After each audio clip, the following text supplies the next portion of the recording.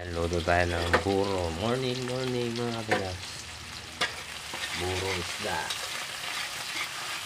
Sibuyas, bawang, luya. Importante luya yan. Kamatis.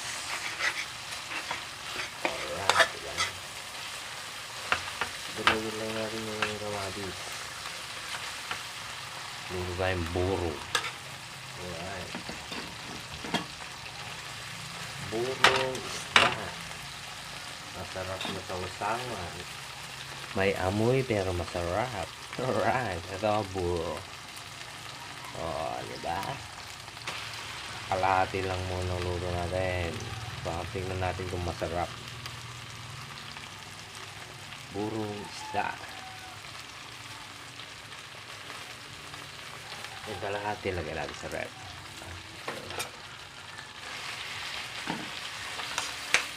Ayan, buro. Burong isda. Ayan, lagyan natin ng tubig.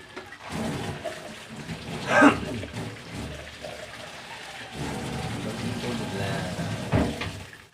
Para palambutin natin yung isda. Burong isda. Sarap sa usawan ito. May amoy pero masarap.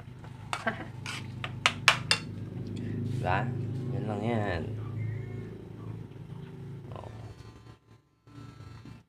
Lagyan mo ng betchin. Okay na yan. Wala na halong asin kasi maalat na to eh.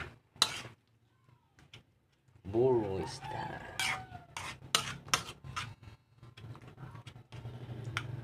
May amoy pero masarap. Ito masarap. Ito maraming may ayaw dito eh. Ang bawo daw pero masarap yan. Hindi nila alam yung masarap. Diba?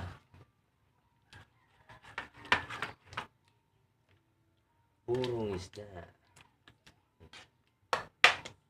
Diba? Yan lang yan. Ulit lang natin yan. Wala pa tayong gasol.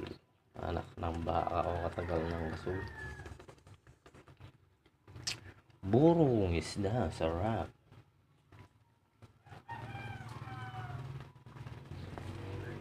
Ulam daw sausaw mo. Daon ng kamote. Okra. Talong. The best na yan. Diba?